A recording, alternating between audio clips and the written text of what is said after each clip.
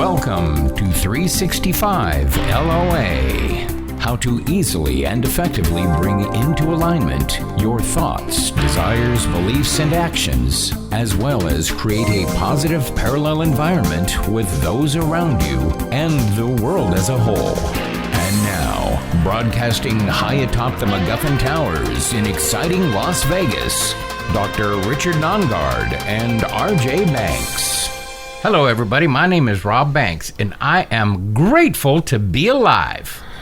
I'm Dr. Richard Nongard, and I am grateful to be with all of you who have tuned in and listened. You know, we just launched this podcast. I don't know which episode number this is, but this is within the first probably 6 or 7 podcasts, and I just checked the numbers, and over the last week, there's a bunch of people who've been joining us. They've been listening in, so I'm grateful to you for tuning in each week.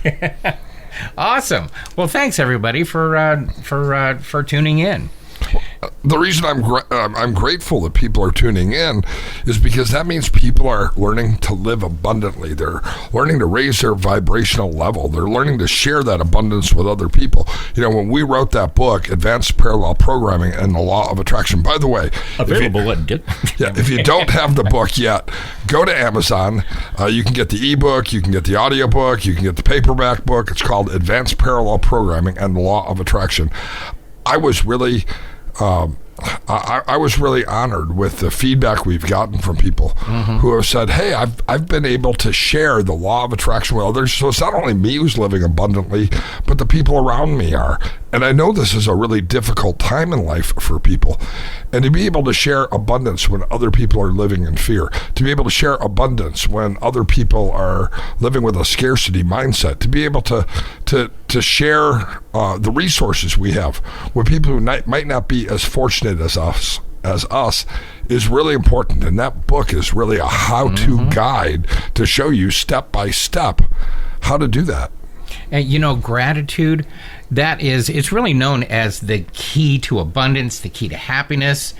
And, you know, it gives you that foundation. And actually, I guess what I'm trying to say is it just really opens up the floodgates.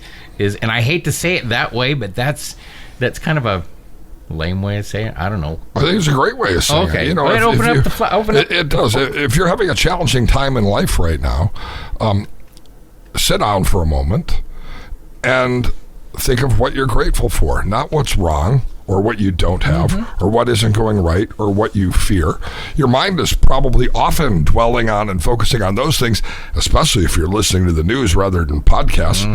And so sit down, take 2 minutes, and come up with 5 things that you're grateful for. In fact, Rob, what are 5 things you're grateful for? Well, I am grateful, number one, just like I opened the show with, I'm grateful to be alive. Those of you who don't know me, I had a brain tumor about 6 years ago, and there was a time you might not have. And it was an inoperable brain tumor, and they told me, hey, you got about a year to live. Well, we found a guy that can get it out, and he took it out, and I lost my vision. I traded normal vision. I still can see in my mind. Well, but I'm just grateful to be alive. And I love what you said the first day I met you 5 years ago, right after your surgery. You said, I see with my heart. I see better with my heart than I ever did with my eyes. And that's the so true. But anyway, so I'm grateful to be alive. I'm grateful for that doctor. I don't remember what his name was. I'm even grateful for my ex-wife leaving me when all this was happening. At first, it broke my heart, but you know, in the long run, I turn it around, and I'm grateful because it has really opened up a lot of other opportunities for me to expand my life and my happiness, and to be able to share that with other people. I'm grateful that I have a guide dog named Cabo. I'm grateful that I have a best friend named Richard Nongard, and I just choose to live happy and grateful, and that's what I choose to look at. And I'm grateful that I've had the opportunity to write a lot of books. I never realized when I started writing how much feedback I would get on how it has impacted other people. And I'm really happy that I've been able to have that influence. I'm really grateful that I have my health. I'm very grateful for my non-brain tumor today, Rob, that I haven't had the difficulties that other people have endured. I'm grateful for my house. I live in the house of my dreams at the current time, and it's really pretty awesome. I'm not renting. I'm very envious. I'm a homeowner, and I have a great backyard, and I have a golden doodle. So I'm grateful for the golden doodle, and I'm of course grateful for my family. It's wonderful to be surrounded by love. In this difficult time, sort of the era of the coronavirus. My wife asked me something interesting the other day. She said, "Hey, if we had to be separated, would you be okay with that?" My answer was, of course not. I wouldn't be okay with that. If they ever make me quarantine, I'm going to quarantine with you. And the reason why is because I really enjoy being with my family and the people who I love. I think as long as I had my dog with me, I'd be okay. That's it's as weird as it sounds, but the relationship that one has with a guide dog is so. I mean, I've had dogs all my life, but I've never had one that I have had to depend on, because I'm so dependent on her for to guide me around and not get hit by a bus or fall off a curb. And before I had her, I had broken my ankle twice and what do they call it? Sprained both of my ankles. I forgot how many times, plus my wrists from falling. But since I got her, I haven't fallen off a curb. I haven't run into anything. So I'm very grateful for her. And if you're listening to this, just take a moment. What is it you're grateful for? I remember listening as a therapist to a speech that Thich Nhat Hanh gave to a group of mental health professionals. And he came out in front of the group and he said, I listened to the recording. I wasn't actually at the event, but listened to the recording, and he came out. And for those who don't know, Thich Nhat Hanh was nominated for a Nobel Peace Prize. He's a Buddhist monk. He lived in exile. He was back in the 1960s, during the Vietnam War, he was exiled from Vietnam, and he lives in France, or lived in France. That's where his monastery was. And so he came out in front of this group of mental health professionals who he was educating, and he said, "Today I am grateful for my non-toothache." And everybody in the audience just kind of, huh? Mm-hmm.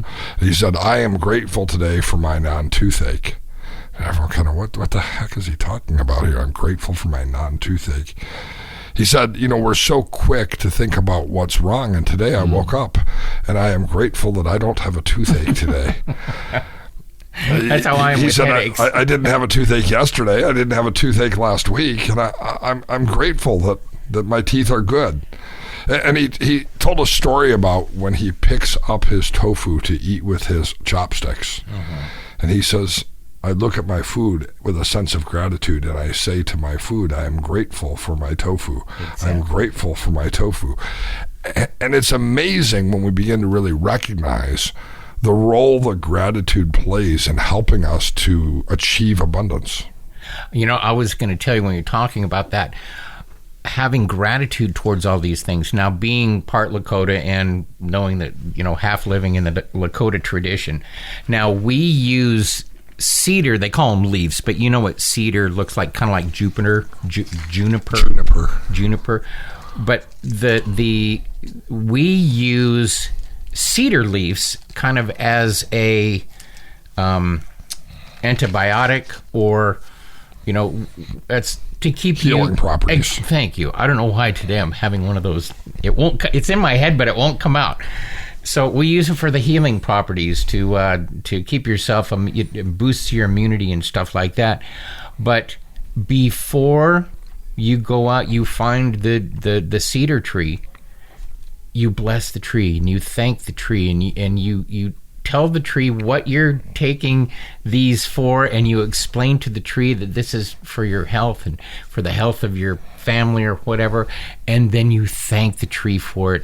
And then when you get it home and you're going to chop it up and boil it, you do the same thing, and you tell the little pile of crumble. It's it seems silly, but it makes a difference. It makes a huge difference. Even last night, it was kind of weird. I went to dinner with some friends. There's some friends I haven't seen in the recent past. Dinner without me. And we had dinner together, and there was a little bit of conflict going on between two of them. Ooh. And they brought that conflict to dinner. And so when it was a Thai restaurant we went to, so when I got my noodles, I ordered drunken noodles with shrimp and tofu. And so the table had a lot of tension, not because of me or my wife, but because of other things that obviously were brought to the table by some other folks. And so I actually did that last night. I've done this. I notice when I'm in a Thai or a Vietnamese restaurant, I think back to Thich Nhat Hanh, and I said, I'm grateful for my tofu. I'm grateful for my friends, even if they brought some tension to the table. I'm grateful for my wife being with me. I'm grateful for these things, and I really focused, I think, unconsciously on gratitude. But when I left, we had a great time anyway, despite the conflict that might have been present at the table and the stress that other people were experiencing. You brought up a very good point there. You say we always tend to look at the negative. And that's kind of human nature, and that kind of really boils back. It is human nature, yeah, it boils but we have back to break that pattern in order to live abundantly. So, and that's the point I was just going to make, is that you need to learn how to be grateful. And, it's like it's human nature to focus on what's negative. That's part of our fight or flight and survival. It's like, looking at the pretty flowers back a million years ago isn't going to keep you alive when you got the saber-toothed tiger coming up on you. You know what I mean? Right. You got to be looking for that. So the question is, how do we stay focused on that? Number one, you had already talked about that, about what are you grateful for today? So having a gratitude journal is such an important thing, and so many people talk about it but never do it. I have got boxes of those journal. Those journals you can buy at the bookstore. Yeah, those college journal things. And every morning, write down 3 to 5 things what you're grateful for. And it could be just like we did. I'm grateful for my dog. I'm grateful that I have carpeting, because to wake up to cold floors really sucks. I'm grateful to not have a toothache today. You can find whatever you want, but just find 3 to 5 things that you're grateful for. And what I do in the morning is just like, what are 3 to 5 things in life that I'm grateful for? Then at nighttime, do the same thing. Keep this thing next to your bed. But what I do at nighttime is I write down what I am grateful for that happened to me today. So, it's like, wow, what a great day. I'm going to reflect on all the good things that happened. I'm going to write all those things down. One of the ways that I've used that with couples when I've been doing couples counseling is to give them an assignment I call the treasure chest. Most couples come to couples counseling because they want to talk about their problems, and I don't think that the solution can actually be found in the problem. Right. So what I tell warring couples is this: it doesn't matter if you like each other. It doesn't matter if you want to work it out. If you want to stay in counseling, are you willing to do this assignment? And I call it the treasure chest. Okay. And I tell them to leave here and go to CVS or Walgreens or Walmart and to buy a spiral notebook like a kid might bring to class, and simply write on the front, the bank's treasure chest, or the non-yard family treasure chest. Okay. Take that book, one book, 2 people, put it in any room that both of you are in each day. Could be the bathroom, could be the kitchen, could be the garage, it could be a bedroom. It doesn't really matter what room it is. But 2 people, 1 book, and put it somewhere each of you are each and every day. And each and every day, write down one thing about your partner that you're grateful for. Oh, that's cool. And for couples in conflict, this actually might be really difficult. It might only be 1 word, or a couple of words, or a short sentence that they write down. But each person, each and every day, write down one thing about your partner that you're grateful for.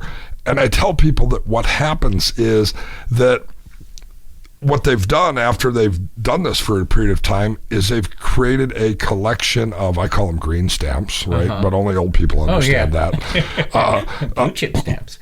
Because instead of taking, by saving up these green stamps, they get to cash them in. Yeah. They get to cash them in when times are tough because they've stored up that gratitude. And the best way to handle problems in a relationship is by looking at what's right, not by what's wrong. I have a friend of mine, they've been married for 30 years, and I asked her, I said, Carla, I said, tell me your secret to being married happily for 30 years. And she said, my secret? That's easy. She said, I think everybody should just find somebody who has a set of problems they're willing to live with, and then live with them. She said, and I'm grateful for all the things that my husband has and does even though he still has the same problems now as he had 30 years ago.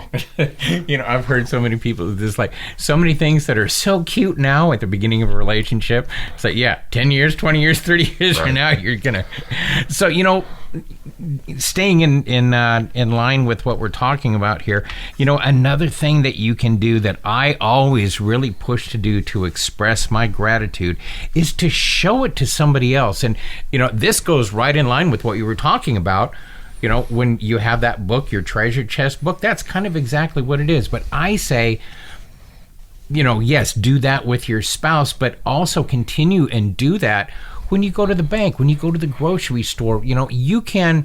There's so many people that we interact with, on a regular basis. Like I live here at a living complex. I'm so grateful. A retirement complex. A retirement community. But I go up there and interact with the staff on a regular basis. And so I'm continually, I find something that's like, I'm really grateful that you guys did this or did that, because it made it so much easier for not just me, but the rest of their tenants to do this or, whatever. I'm just grasping right now, can't think of anything specific, but you do that at the grocery store. It's like, I am so grateful that you guys are so tentative to always make sure that that my eggs and bread are on the top and not on the find something to be grateful and express it. This is why a key concept in your book, The Power of I Am and the Law of Attraction. Thank you for getting that title right. Sure. and in our book, Advanced Parallel Programming and the Law of Attraction, is the concept that focus equals fuel. And gratitude really is the fuel that creates a focus on abundance. It's what brings us into, if you will, a parallel alignment with all of the good things in the universe. So, you can use gratitude on a daily basis, and even, it's like that's one of the things. It's like if you're having a sucky day, it's so easy to focus on that negativity of this sucky day. But that is such a great opportunity to open things wide up and say, okay, I'm going to focus on being grateful today. And when you focus on gratitude, when you're in a crappy mood like that, it pulls you out of that crappy mood. It makes it impossible to be in a crappy mood. Exactly. It's almost as if negativity can't coexist with gratitude. Because focus equals fuel, and where your attention goes, energy flows. And so if you're focusing on the negativity, that's what you're going to get. Be grateful, and you will. If you show gratitude, you're going to get gratitude. And when you have gratitude, that opens up the happiness. When you're happy, that keeps you on a high vibrational plane. And that is where the manifestation happens. I see this in business as well. Businesses, you can walk into a business and tell whether they're grateful for the customer or not. And I've always said that people buy people, they don't buy products. Oh, that is so true. And when I do any work or consulting with executives or coaching for business leaders, I'm always telling them that gratitude for your employees, gratitude for your customers, gratitude for the community that has embraced you and allowed you to thrive in this community is going to be essential for your success. Again, whether it's a marriage, whether it's a business, whether it's our own life, paying attention to the non-toothache makes all the difference in the world. And the reason why is because we are and attract into our lives what we choose to think, say, and believe about ourselves and our perceived reality. Robin, I want to encourage you to stop by Amazon and pick up the book, Advanced Parallel Programming and the Law of Attraction. You can also head to our website, 365LOA.com. And check out some awesome resources that we have for you right there. Free stuff, too. Join us, same time, same channel, next time for the 365 LOA podcast. Bye-bye now. You've been listening to 365 LOA with Dr. Richard Nongard and RJ Banks. For additional information, including free downloads, or to send them an email, visit 365LOA.com. That's 365LOA.com.